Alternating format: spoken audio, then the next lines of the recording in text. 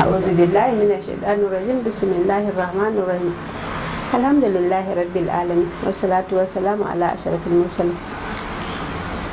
Barkanmu da sake saduwa da ku a wannan tasha tamu mai albarka. Tashar mu mai suna HDH Hausa TV. Tashar da za ta ringa kawo muku shirye-shirye game da Hausa da Hausawa insha Allahu.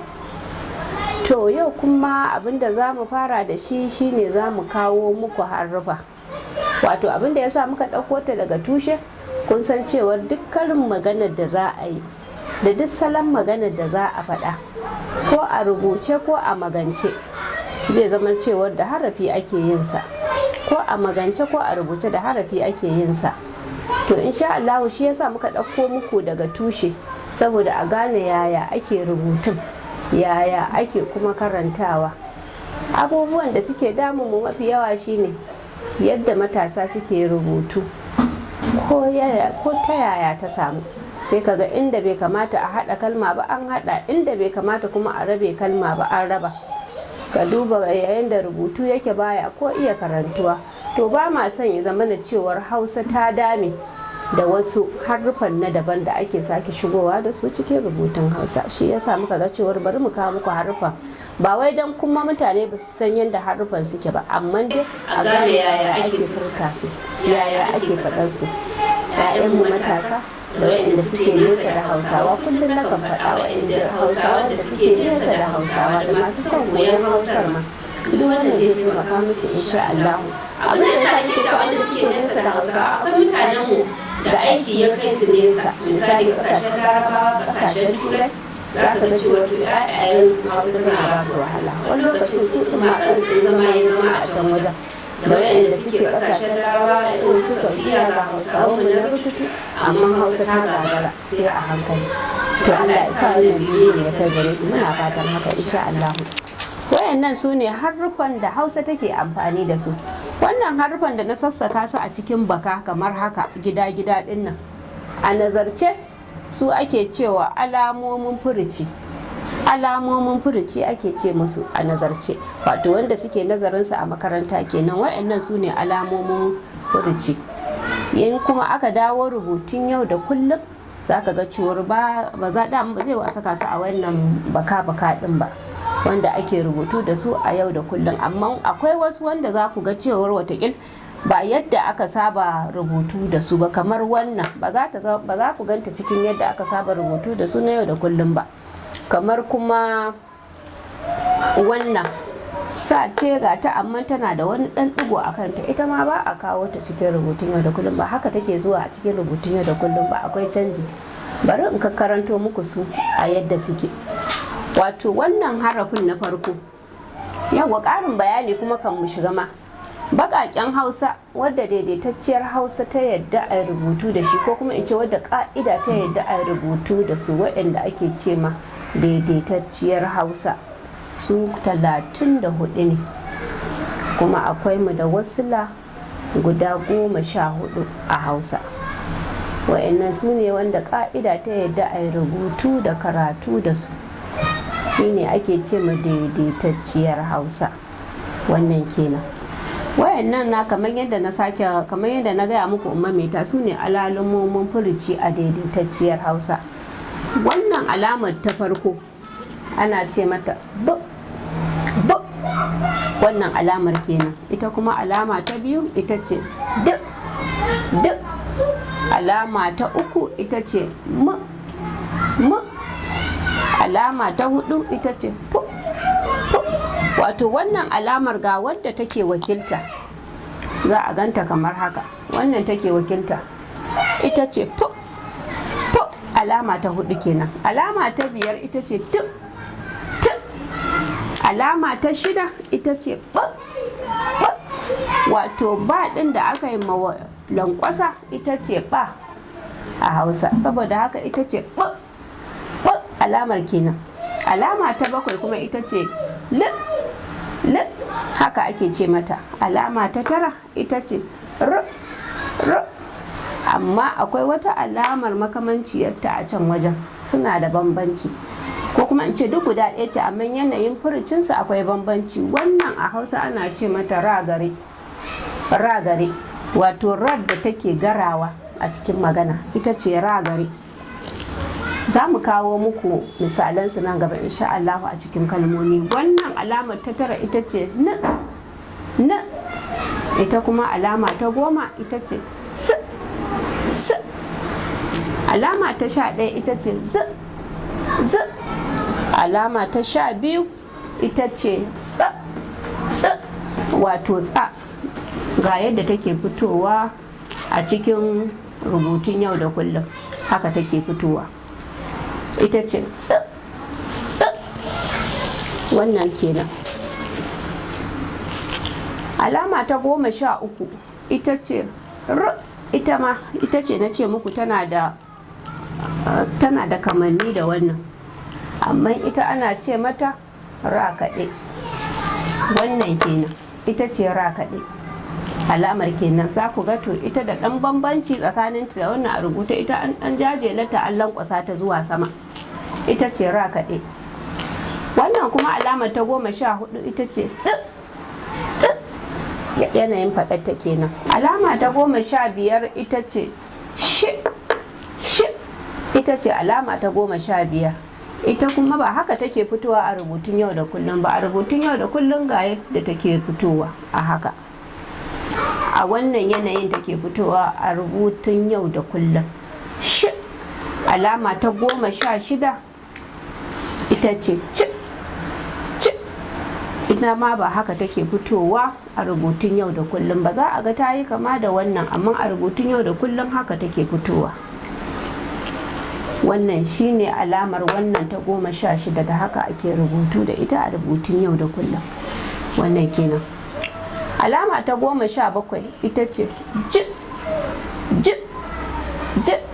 Ita ma ga yadda take fitowa a rubutun yau da kullum, haka.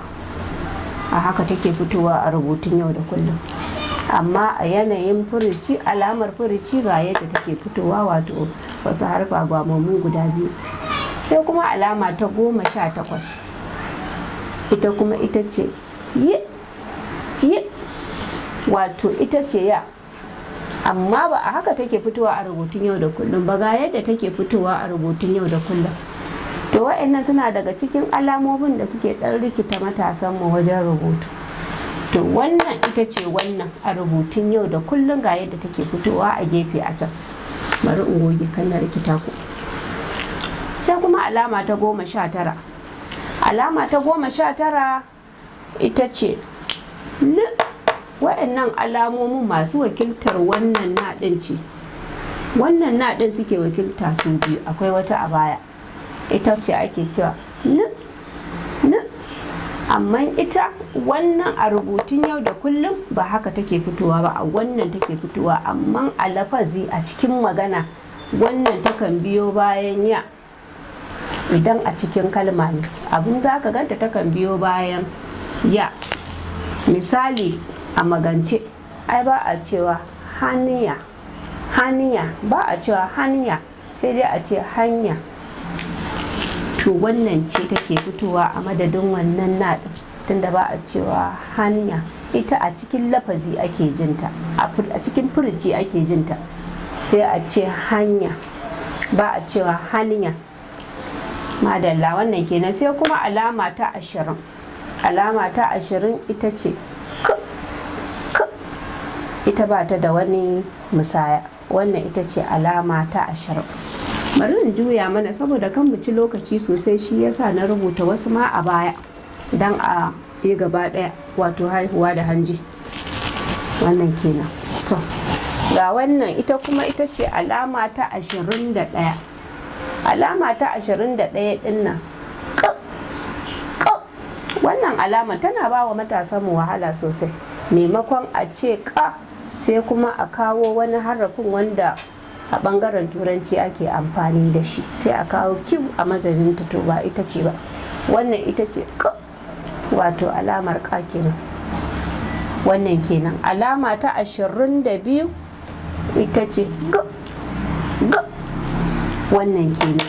Alama ta 23 ita ce n. Shi ma dai shine wancan da ne muku bayani ɗazu cewar sukan wakilci na. da shi da ɗan uwansa sukan wakilci na. Shi wancan yana biyo bayan ya, wannan kuma yana biyo bayan wannan, ga kuma yana biyo bayan ka. Su suke wannan abin da yake biyo bayansa kenan. Misali ganga ba a cewa ganga, ba ganga ake cewa ba, ganga ake cewa. Saboda haka wannan shine a wurin a cikin lafazi, a cikin furuci, wannan kenan. Sai kuma alama ta 24 ita ce ha.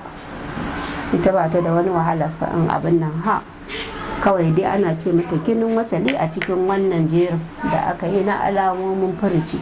Sai kuma wannan alama ta 25 mai kama da alamar tambaya, mai kama da alamar tambaya, alama ta 25 ita kuma ita ce a, ita ce a cikin wannan yanayin, ita ce a. Misali ko inda za ta fito shine a Hausa ba a fara kalma da bakin da wasali, ba a fara rubutun kalma da wasali. Kamar yadda zan ce misali in ce a'i, to kun ga wannan a din ta farko ai wasali ce. Saboda haka dole in a cikin wannan rubutun nazari za a ce misali in aka yi haka sai an yi masa wani ɗan ɗigo nan haka, misali guda ɗaya kamar abin nan. To wannan ɗin in ya zo misali za a rarraba kalma kenan, a ce an yi badalin kalma a gaba. To wannan ma ɗan ɗigon da aka yi akan wannan a ɗin baki ne, sannan shi wannan a ce masa wasali a ɗin. Saboda haka wannan ita ce wannan, haka aka bata alama, wannan kenan. Sai kuma alama ta 26 wato fiya, haka take a cikin wannan yanayin. Wannan fiya din za ta zama yauwa, ga ta ma na rubuta ta a ƙasa kamar haka, ga ta a nan wajen, ga ta a nan, ga ta a nan. A yanayin furuci ga yadda take, amma a rubutun yau da kullum ga yadda ake saka ta. Gwamammun kalmomin nan suna ba wa 'ya'yanmu wahala. Ina fatan wannan zai taimaka muku wurin gane yadda ake rubuta kalmomin Hausa. Alama ta 23 kuma ita ce wa. Misali a yanayin furuci a haka take fitowa. Sai kuma alama ta 28 ita ce ko. Alama ta 28. Alama ta 29 ita ce wato in aka lura sun so su kama da wannan. Misali a cikin rubutu aka kawo wannan za a ce kwa, wannan kuma in ta zo mai lankwasashen kan nan sai a ce mata kwa kenan. A cikin kalma wannan za ta iya fitowa a kwano, ina kwana, duk wannan ce za ta fito. Amma wannan sai ta fito a kwaro da wata kalma makamanciyarta, kwa. To wannan ita ce. Da kwankwasa za dai a kawo su nan gaba insha Allahu a hankali. Sai kuma alama ta 30 ita kuma ita ce gwa. Misali gwa, in misali za a ce gwaggo, da wannan za a rubuta. Za a ce mana gwada, da wannan za a rubuta, an gwada, gwa kenan. Wannan kenan. Sai kuma alama ta 31 ita ce fiya. A'a, alama ta 31 a yi haƙuri a gafarce ni, ita ce kya. Wato wannan ce ta ɗau hankali na gaya muku wancan. Wannan ita ce kya, wato kamar haka. Sai kuma a yi haka, misali sai a yi haka. To wannan kenan. Wannan ita ce take fitowa a rubutun yau da kullum, ita ce kya, wadda take fitowa a rubutun yau da kullum kenan. Amma a yanayin furuci ga a yadda take a nazarce kenan.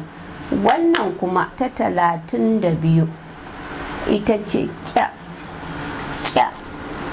Za a iya fito, wannan ban baku wani dan misali ba, waccan za ta iya fitowa misali kyakkyawa, kyawu. Wannan kuma za ta iya fitowa a misalin kalmar da za ta ce kyama, kyankyasa. Wannan kalmar ce, wannan harafin ne za su fito a wannan yanayin, a cikin wannan kalmar. Sai kuma na 33 shine gya. gya kamar gyada shine harafi na 33. Sai kuma harafi na 34 shine ya. Shi ma daman na ɗan rubuta shi kaɗan ga yadda yake fitowa. Misali ya'ya, yanci, yan uwa, to wannan ne. Sai kuma a ɗan yi masa wani ɗan ɗigo guda 2 a kansa, shine ake cewa ya, maimakon yan uwa, yaya, ba haka ake cewa ba. In ka ji wannan kalmar tana fita to akwai gwaranci a ciki. Yaya, yan uwa, to ya ake cewa, yan uwa, ya'ya, yanci, da wasu kalmomi makamantan wannan. To wannan kenan a game da haruffa. Za mu zo rubutun yau da kullum, amma saboda zan iya cewa kamar kusan kowa ya san haruffan da ake rubutu da su a yau da kullum, kowa ya san su. A wannan yanayin furucin ne watakila ba a san su ba, za a ga wasu wanda suke ba da su ake rubutu yau da kullum ba, kamar yadda na ɗan nuna muku su. To insha Allahu a rubutun yau da kullum ba haruffa za mu zo mu kawo muku ba, sai kuma mu nuna muku yadda rubutun yake kasancewa, wato kowane harafi a kalmomin da zai iya fitowa kaɗan daga ciki, tunda kalmomin Hausa ba ƙididdigaggu ba ne, ba za su ƙirgu ba, amma yan kaɗan daga ciki don a gane yaya ake rubutawa, musamman kalmomin da suka zama gwamammu hakan nan, ko kuma ce haruffan da suke a gwame, su suka fi ba wa matasan mu wahala.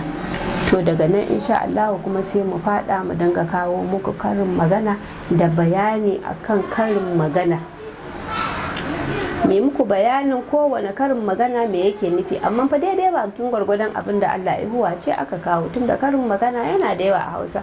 Kusan ka ce kowace kalma a Hausa tana da karin maganarta, kowace kalma a Hausa tana da karin maganarta, sai dai kawai idan mutum bai ga damar yi ba ko bai san yayi ba. Shi yasa ake cewa karin magana a zance, ana magana ana jeho karin magana, haka Hausawa suke yi. Wannan kenan. Za mu kakkawo muku insha Allah nau'o'in karin magana, salon magana, inda hali ma habaici da zambo, duk wa'annan za su shigo a cikin shirye-shiryen mu. A biyo mu a hankali insha Allah. Wassalamu alaikum wa rahmatullahi wa barakatuhu.